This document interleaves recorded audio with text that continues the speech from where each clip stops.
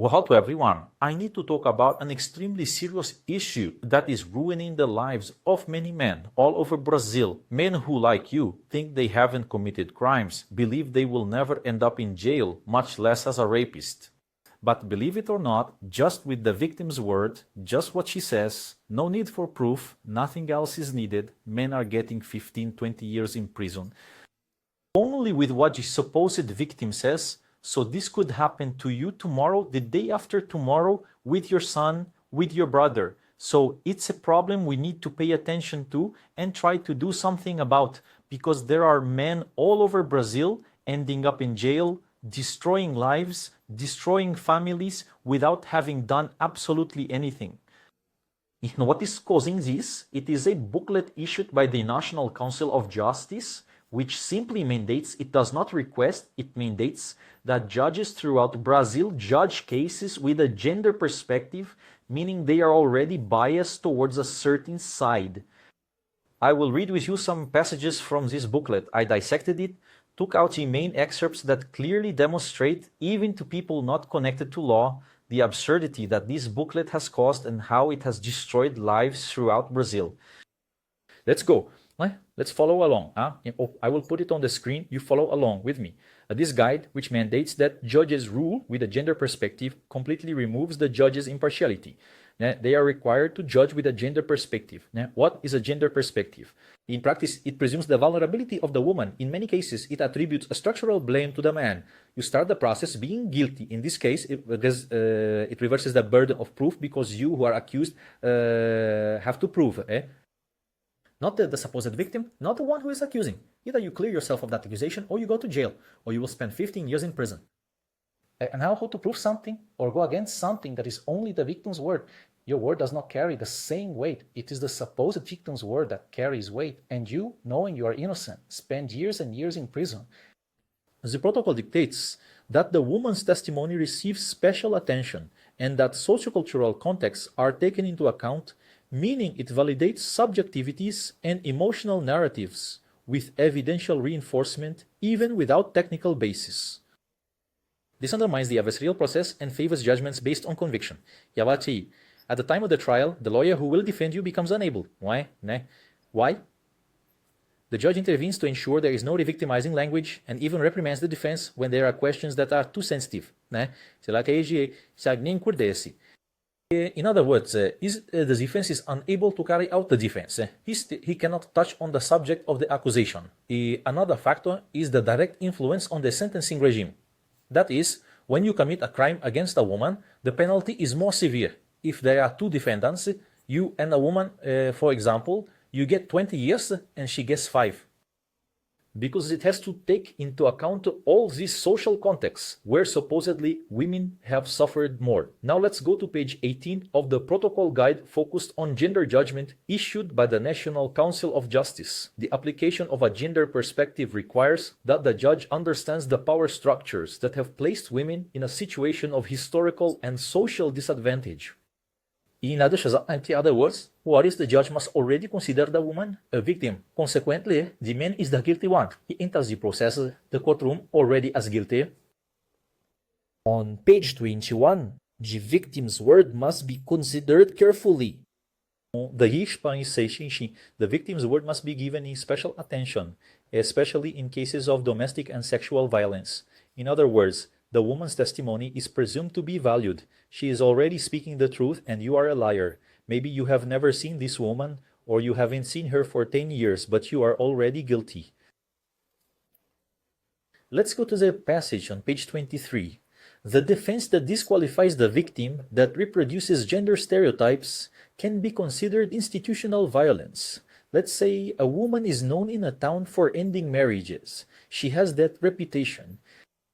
If you say that in the hearing, you will be reprimanded and punished because you cannot disqualify the victim. The woman who wants to throw you in jail for 15 years with a lie, you cannot disqualify her. Let's go to page 36.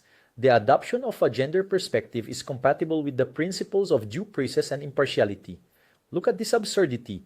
The judge has to be impartial. He cannot lean to either side. However, this passage says that when he leans towards the woman's side, he is being impartial because theoretically he would be equalizing the man and the woman. Look at this absurdity.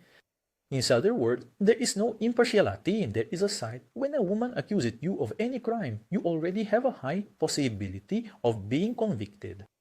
Let's go to page 14. Thus, the issue of formal equality before the law is not enough to ensure justice for women. See, what does that mean? Equality is not justice. You have to be unequal. You have to lean to one side. Let's go to page 20. The judge must be attentive to defense arguments that may reproduce discriminatory patterns. The defense is tight. It cannot exercise defense for the defendant. The focus is more on not upsetting the accuser than on defending the client. How is that? This defense budget, how will the lawyer act? She simply has to the idea is to enter the process and say, sorry for being a man, okay? And maybe I will be convicted, okay? Because I don't want to make her sad. I know I didn't do it, but if she can get upset, then I will be convicted because she doesn't want to be upset.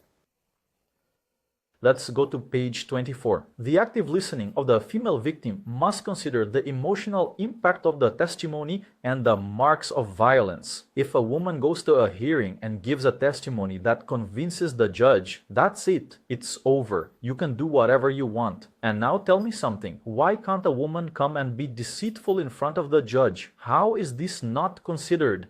Simply, women are 100% honest and men are 100% criminals. And he has to prove the opposite if he's honest. And he still has to prove that the woman is lying. Otherwise his life is over. Let's go to page 31. The application of the gender perspective is an obligation of the judiciary bodies, not a choice. What is he saying? The judge has no choice. He has to judge with a gender perspective, has to condemn the innocent.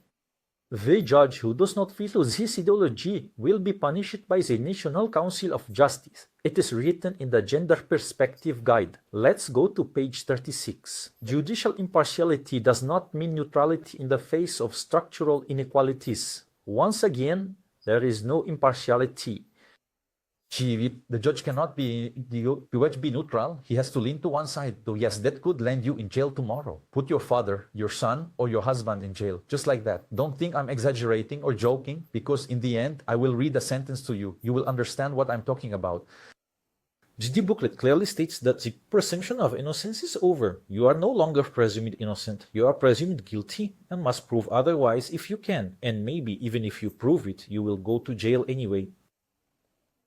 Now I will read the sentence with you. I will even show it so you can see what the truth is. I entered the second degree in this process. The father.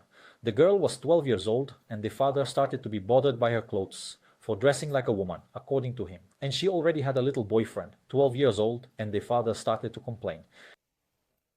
He spoke with the mother, and the mother said the following: stick your machismo where it belongs and she will be raised to be a feminist. That was the excerpt. I'll even show it to you. What happened?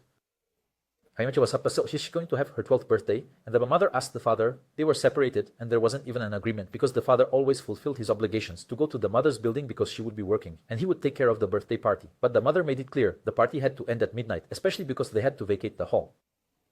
But the party went on, and at midnight the father ended the party. The girl was very angry. 4 days later, she reported to her mother that she had been abused by her father 7 years ago, several times.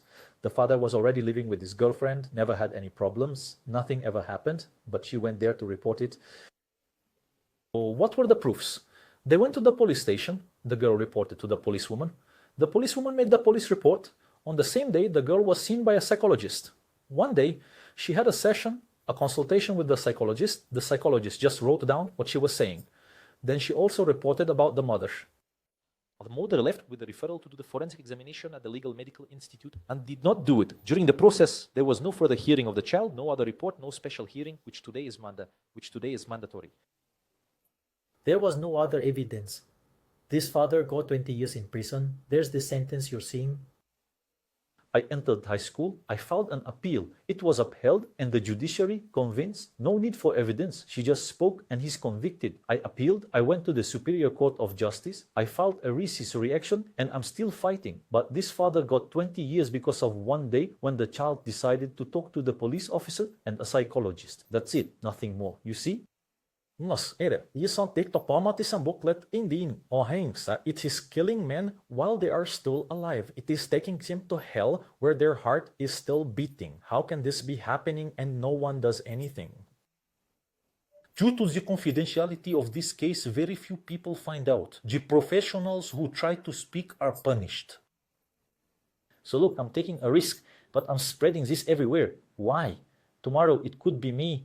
Tomorrow it could be my brother, my father. Tomorrow it could be you, for sure. Let's spread this information as much as possible to as many people as possible, so it reaches people who have the power to change, or so we can reach as many people as possible. Why?